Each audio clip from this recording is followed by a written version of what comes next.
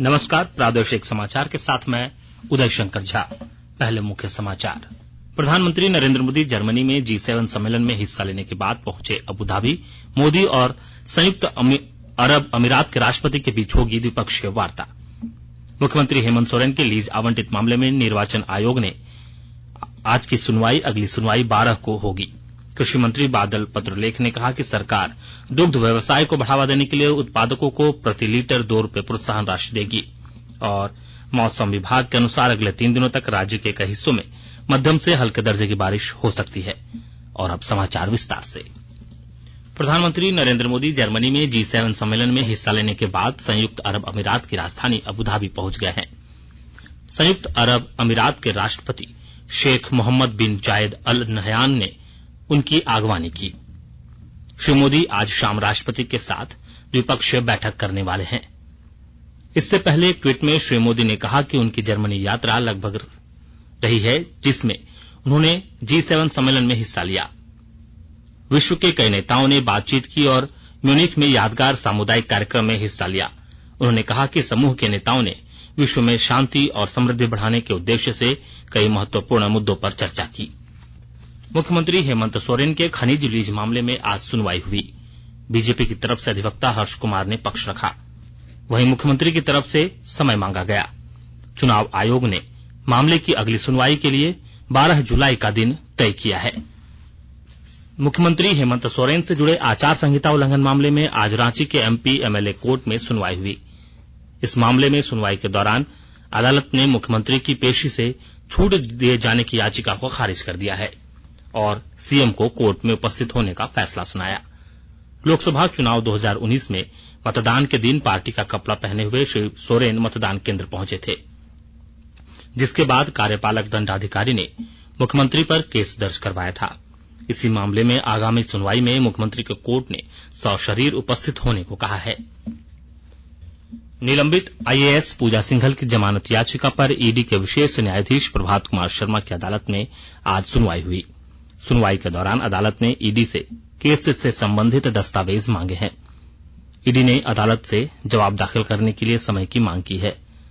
अदालत ने ईडी की मांग पर फिलहाल जमानत नहीं दी। इस मामले की अगली सुनवाई 4 जुलाई को होगी। इससे पूर्व बीते सोमवार को पूजा सिंघल ने अपने अधिवक्ता विश्वजीत मुखर्जी के माध्यम से जमानत याचिका दायर की थी। त्रिकुट पर्वत रोप हादसा की जांच करने आज एक टीम वित्त प्रधान सचिव अजय कुमार सिंह के नेतृत्व में पहुंची। जांच कमेटी में पर्यटन सचिव अमिताभ कौशल, निदेशक Rahul Kumar Sinha, director of mines safety Ratnakar Shunki शामिल हैं।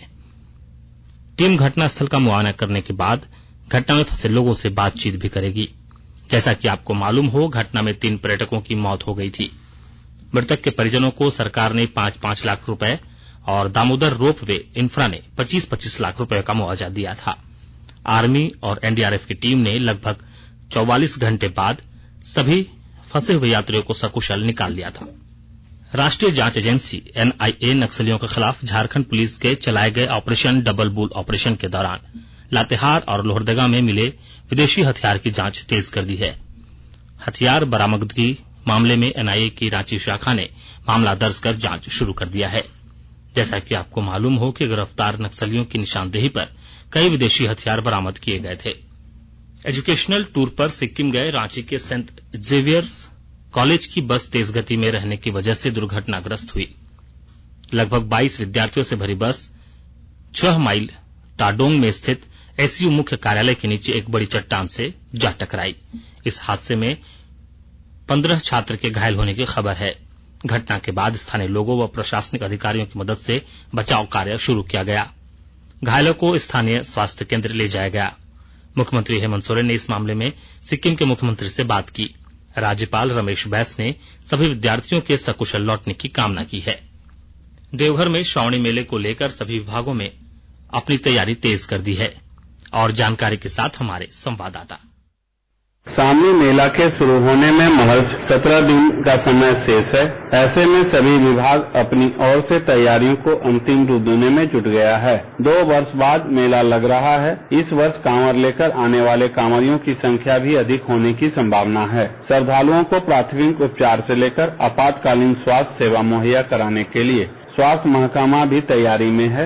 मुख्यालय से सावनी मेला को लेकर देवघर व दुमका के लिए प्रथम एवं द्वितीय बैच मिलाकर कुल 600 पैरामेडिकल कर्मियों की प्रतिनियुक्ति संबंधित सूची जिला मुख्यालय को उपलब्ध कराई है, जिसमें देवघर के प्रथम बैच में 250 व 50 दुमका, बासुकीनाथ और द्वितीय बैच में भी इतने ही पैरामेडिकल कर्मियों की सूची जो कि जिला मुख्यालय को भेजी गई है। आशीष कुमार अम्बस्ट, आकाशवाणी, देवघर। पाकुड़ में रथ यात्रा के मौके पर अगले 1 माह तक चलने वाले मेला में विधि व्यवस्था संधारण के साथ ही शहर की साफ सफाई, सुरक्षा इंतजाम को लेकर शांति समिति की बैठक हुई। बता दें कि कोरोना की वजह से बीते 2 साल बाद लगने वाले रथ मेला एवं रथ यात्रा को लेकर लोगों में जबरदस्त उत्साह है। शिक्षा मंत्री जगन्नाथ महतो ने देवड़ी मंदिर में पूजा कर लौटने के क्रम में बुंडू स्थित दक्षिणी छोटानागपुर प्रमंडल स्तरीय बालिका आवासीय विद्यालय का औचक निरीक्षण किया। शिक्षा मंत्री के साथ स्थानीय विधायक विकास सिंह मुंडा भी उपस्थित थे।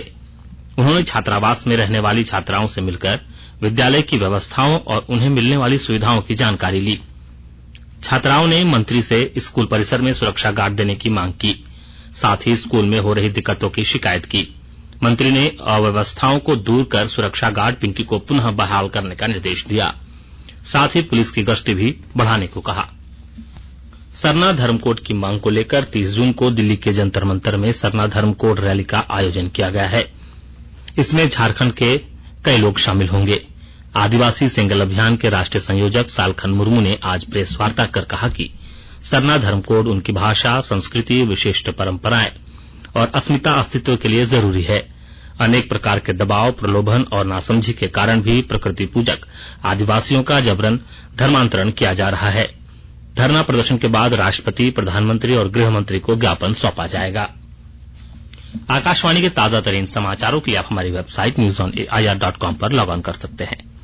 ताजा समाचार Twitter handle @AIR News Alerts और Facebook page all India radio news पर भी उपलब्ध है। आप प्रादेशिक समाचार एकांश के Twitter handle @AIR News Alerts Ranchi और फेसबुक, इंस्टाग्राम पेज तथा YouTube channel AIR News Ranchi पर भी हमारे बुलेटिन सुन सकते हैं। प्रादेशिक समाचार आप आकाशवाणी रांची से सुन रहे हैं और अब पेश है कोरोना से बचाव के कुछ संदेश।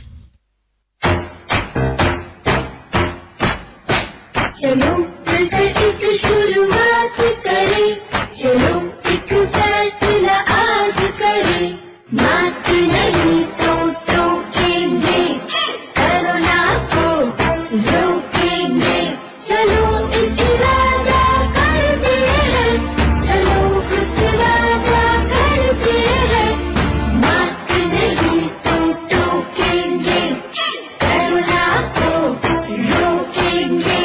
भारत सरकार द्वारा जनहित में जारी। कोविड-19 से बचाव और सुरक्षित रहने के 3 उपाय।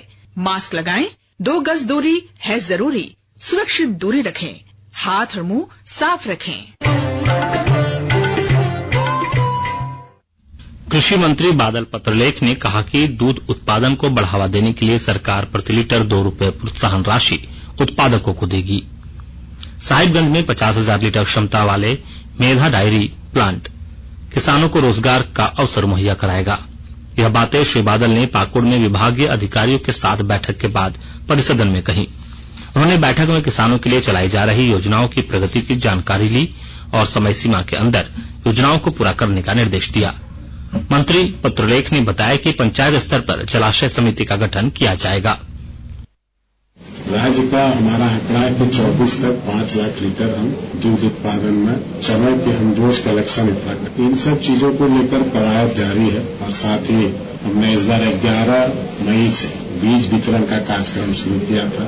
लोगों को अनुदानित दरों पर बीज सही से मिल रहा है कि नहीं, खाद मिल रहा है कि नहीं, खाद की कमी है क्या, कालाबाजारी की क्या वजह है, इन सब चीजों की भी जानकारी हम यहाँ के आवाम से और सरकार का क्या पैरामीटर है इसका भी मिजाज जनता से जब इंटरेक्शन करते हैं तो ये पता चलता है।